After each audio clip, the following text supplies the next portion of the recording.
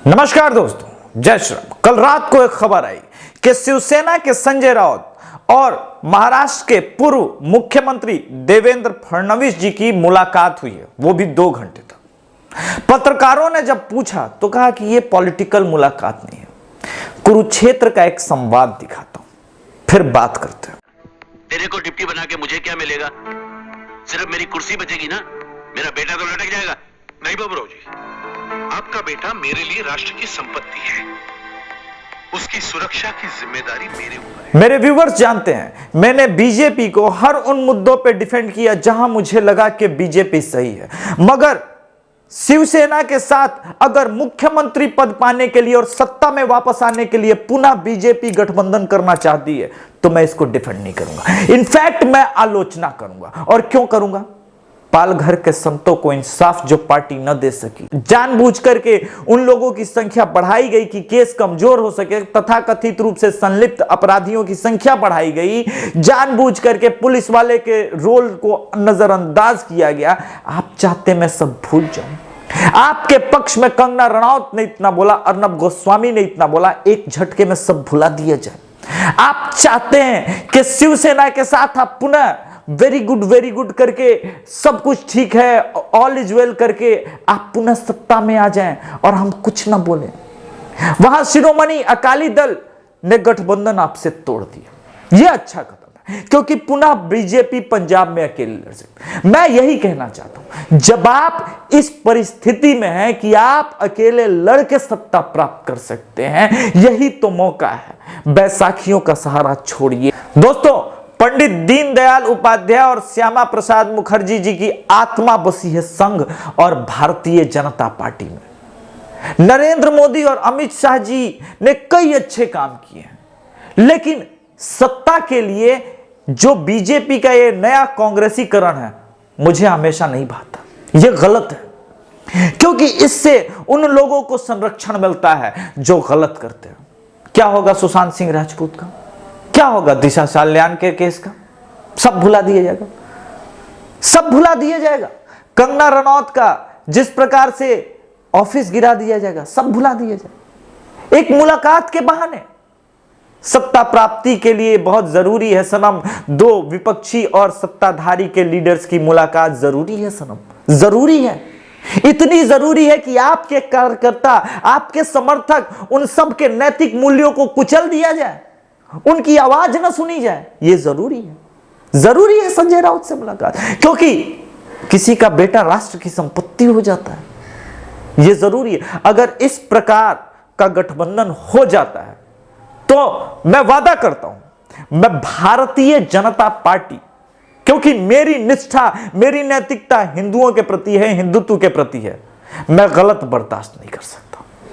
मैं हिंदुओं के साथ उन संतों के कातिलों को मैं माफ नहीं कर सकता, और जिन्होंने महाराष्ट्र की भूमि पे संतों की हत्या की है, उन हत्यारों को बचाने वाली पार्टी का भी मैं समर्थन नहीं करूंगा। मैंने पहले भी कहा है, अगर देवेंद्र फडणवीस जी ये करना चाहते हैं, बहुत बहुत गलत हो जाएगा। बिहार की जनता से लेकर के देश भर की जनता आपके मुंह पे थूकेगी। ये श्यामा प्रसाद मुखर्जी की आइडियोलॉजी नहीं है ना, ये डॉक्टर श्यामा प्रसाद मुखर्जी की आइडियोलॉजी नहीं थी। हमें सत्ता चाहिए, हम सत्ता में आएंगे और बदलेंगे, और हमने बदला है, लेकिन सत्ता के लिए इस हद तक एडजस्टमेंट की जरूरत नहीं है। तो क्या ये मान लिया जाए, बॉलीवुड नचनिया गैंग के ऊपर जैसे ही दबाव पड़ा, ड्रग्स से लेकर के सारे मामले उजागर होने शुरू हुए, इसी लॉबी ने पुनः ऐसे लोगों के ऊपर दबाव बनाना शुरू किया कि येन केन प्रकारेण समझौता हो और हमारी इंडस्ट्री यूं ही चलती रहे। क्या ये मान लिया जाए कि दाऊद इंडस्ट्री फिर से पुनः खड़ी होने के लिए शिवसेना को मजबूर कर रही है कि आप बीजेपी के साथ किसी भी स्तर पर जाके समझौता कीजिए, पुराने पापों को धोने का प्रयास कीजिए ताकि हम बचे रहें। जब बड़े मगरमच्छ यूं ही बचते रहेंगे दोस्तों, तो आप कभी भी अपनी लड़ाई नहीं जीत सकते।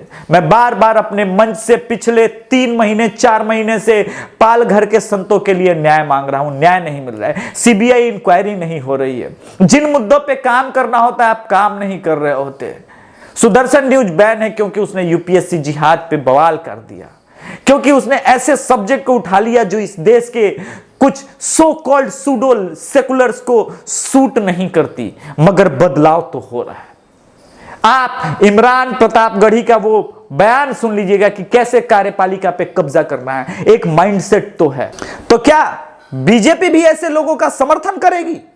अगर ऐसे लोगों के साथ बीजेपी खड़ी हो जाएगी तो हमारी निष्ठा, नैतिकता, इसका कोई मतलब नहीं रह जाता, हिंदुत्व की बात करने का कोई मतलब नहीं रह जाता। भारत से मैं हर बार कहता हूं, भारत माता सिर्फ एक भूमि का टुकड़ा नहीं है।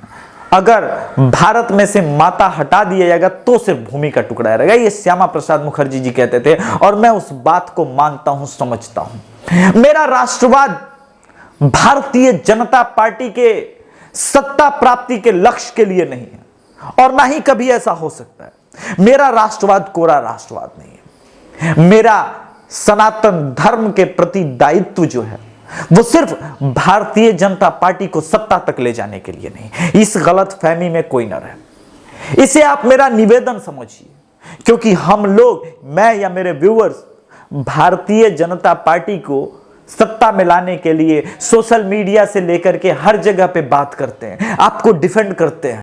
तो आप यह समझिए कि हम जैसे लोग आपको समर्थन इसलिए नहीं करते कि आप शिवसेना जैसे के साथ फिर से आप गठबंधन करके हमारे मुंह पे तमाचा मारिए। नहीं, हम चाहते हैं कि भारतीय जनता पार्टी खुद अपने पैरों पे खड़ी हो। हम चाहते हैं कि हम जानते हैं कि जो भारतीय जनता पार्टी है उसकी जो असल विचारधारा है वो भारतवर्ष में शासन कर सकती है, क्योंकि राष्ट्रवाद, राष्ट्रहित पे आपकी आज भी चीजें खड़ी हैं। कमाल की बात है, अकाली दल बाहर गई, अच्छा हुआ भारतीय जनता पार्टी के लिए। पंजाब में वैसे भी आप अकालियों का सहारा लेकर के क्या कर रहे थे? अकाली दल सत्ता में थी जब पंजाब में ड्रग्स का कारोबार फला और फूला। शिवसेना सत्ता में थी, शिवसेना सत्ता में है, कांग्रेस सत्ता में थी, मगर महाराष्ट्र में लगातार ड्रग्स का कारोबार फला फूला इन्हीं डी गैंग के द्वारा। पहले डी गैंग अपहरण करता था, बाद में डी गैंग ड्रग माफियाओं के साथ डील करने लगा, वहां डिस्ट्रीब्यूटर बनाया, बॉलीवुड इंडस्ट्री को अपना जगह बनाया। तो क्या यह सारी लड़ाई हमारी खत्म हो जाएगी? यह गलत हो जाएगा। दोस्तों एक बात समझिए, किसानों के मुद्दे पे जब बात करते हैं आप, तो हम कॉन्ट्रैक्ट फार्मिंग की बात करते हैं। बहुत अच्छी कदम थी, हमने ताली बजाया। जब आपने मंडी को ई मंडी किया, हमने ताली बजाया। मोदी जी, हमने आपके हर अच्छे कदम की सराहना की है। जिस कदम से हमें लगा कि सरकार कभी बैकफुट पे है, हमने उसको डिफेंड किया। चाहे वो मॉब लिंचिंग के नाम पे लेफ्टिस्ट का उत्पात हो या फिर किसी और मुद्दे पे अवार्ड वापसी गए, हमने वहां भी डिफेंड किया। रफेल हमें अच्छा लगा, हमने डिफेंड किया। चाहे विपक्ष कुछ भी बोले, हम आपके साथ मजबूती से खड़े रहे, मगर इस मुद्दे पे हम खड़े नहीं रह सकते। आप कहिएगा 2 घंटे की मीटिंग हो गई, वो भी संजय राउत जैसे आदमी के साथ, जिसने कंगना रनौत को हरामखोर कहा, और आप कहेंगे कि नहीं नहीं नहीं नहीं, ऑल इज वेल। और हम मान लें, ऐसा नहीं होता है। बहुत पहले कुरुक्षेत्र फिल्म आई थी, मैं 7वीं या 8वीं में था, जिसमें एक सीएम का बेटा ही एक लड़की का रेप कर देता है। उसके बाद सत्ता का ध्वंस शुरू होता है, खेल चालू होता है, षड्यंत्र चालू होता है, विपक्ष का नेता भी षड्यंत्र ही करता है। दोस्तों मैं ये नहीं कह रहा कि महाराष्ट्र में अभी यही हो रहा है, लेकिन अच्छा नहीं लगता अगर कुछ ऐसा हो रहा है तो। मैं ये नहीं कह रहा कि ये हो रहा है, नहीं मैं किसी पे इल्जाम लगा रहा हूं। मैं चाहता हूं कि सुशांत सिंह राजपूत को न्याय मिले। मैं चाहता हूं कि बॉलीवुड में ये जो ड्रग्स की गंदगी है, जो डी गैंग की गंदगी है, उसे साफ किया जाए, हिंदुत्व विरोधी गटर को साफ किया जाए। और कैसे आप साफ करेंगे हिंदुत्व विरोधी गटर को? शिवसेना से गठबंधन करके। यह गलत है। न केवल अगर ऐसा करती है बीजेपी, मैं बीजेपी की आलोचना करूंगा, बल्कि इस मुद्दे पे बीजेपी के खिलाफ रहूंगा। भारतीय जनता पार्टी के समर्थक, मोदी जी आपको पता है, भक्त कहलाए जाते हैं। सोसाइटी में एक ऐसी लाइन खिंच गई है कि जो प्रो बीजेपी समर्थक है उनको मारा जा रहा है। ऐसी लाइन खिंच गई है कि आरएसएस समर्थकों को केरल में मारा गया है, बंगाल में मारा गया है, कर्नाटक में मारा गया है। यही नहीं, शिवसेना ने आपके बीजेपी समर्थकों को मारा है महाराष्ट्र में, और आप गठबंधन कर लेंगे। वाह मोदी जी वाह। हमने किस मुद्दे पे आपका समर्थन नहीं किया? 370 धारा पे हम आपके साथ खड़े रहे, सीएए आप लेके हमने ताली बजाई, एनआरसी की बात की हमने ताली बजाई, आपने मुंबई में ये ड्रग माफियाओं पे कार्रवाई शुरू कराई, हमने ताली ही बजाया, सपोर्ट ही किया। लेकिन ऑल ऑफ द सडन पता चले कि ये सब सत्ता प्राप्ति के लिए हो जाए तो चुभेगी।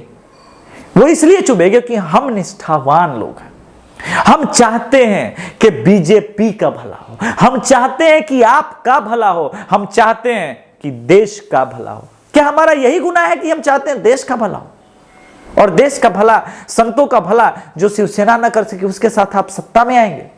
अगर यह मीटिंग इतनी जरूरी थी, ऐसी कौन सी जरूरी थी फडणवीस साहब को कि संजय राउत के साथ 2 घंटे की अनऑफिशियल मीटिंग चली? अनऑफिशियल कुछ होता है राजनेताओं के बीच में, हमें समझा रहे हैं, दिन रात पॉलिटिक्स पे ही हम लेक्चर देते हैं, ऐसा कुछ भी अनऑफिशियल नहीं होता। अकाली दल अपने फायदे के लिए अलग हो गई क्योंकि मंडी का कारोबार मोदी सरकार ने किसानों के हित में दे दिया। यह अच्छा है मोदी जी, अकाली दल अपने फायदे के लिए आपसे अलग हो जाए, शिवसेना सीएम पद के लिए आपसे अलग हो जाए और आप वापस सीएम पद के लिए शिवसेना के साथ जुड़ जाए। यह कब तक चक्र चलेगा? यही कांग्रेस का चाल चरित्र था ना, इसीलिए देश के लोगों ने कांग्रेस को वोट आउट किया। आज कांग्रेस कहीं नहीं है क्योंकि यह चाल चरित्र कांग्रेस का पसंद नहीं आ रहा था। कांग्रेस के साथ कई ड्रॉबैक है, एंटी हिंदू पार्टी है, हिंदू सनातन धर्म के प्रति उनके लोगों के मन में कुविचार हैं, हिंदुओं को कास्ट में बांटने वाली पार्टी है, मगर आप सनातन धर्म को जोड़ने वाली पार्टी हैं। इसलिए ऐसा ना कीजिए कि देश बटे, ऐसा ना कीजिए कि सनातन धर्म के मानने वालों को चोट पहुंचे, क्योंकि शिवसेना के दामन में जो इस वक्त दाग हैं, उद्धव ठाकरे के दामन में जो दाग हैं, संजय राउत के दामन में जो दाग हैं, वो दाग सर्फ एक्सल भी धुल ना पाएगा। कुछ दाग अच्छे होते हैं मानता हूं, मगर ये दाग कलंकित करने वाले हैं। इसलिए हे नरेंद्र मोदी जी, हे आदित्य योगीनाथ जी, हे देवेंद्र फडणवीस जी, हे अमित शाह जी, जगिए और देखिए कि कहीं बीजेपी का आप इस हद तक तो पतन नहीं करा देंगे सत्ता की प्राप्ति के लिए कि आपका कांग्रेसीकरण हो जाए। मैंने आर्यावर्त सनातन संगठन सिर्फ सेवा भाव के लिए बनाया है, राजनीति में आने का मेरा कोई विचार नहीं है, न ही चुनाव लड़ने का, पर मजबूर मत कीजिए, देश की जनता माफ नहीं करेगी। जय श्री राम, कल्याण हो, आप सबका कल्याण हो, मां भारती आप सबका कल्याण करे। दुखी मन से वीडियो बनाया है दोस्तों, दुखी मन से बनाया है, कल्याण हो।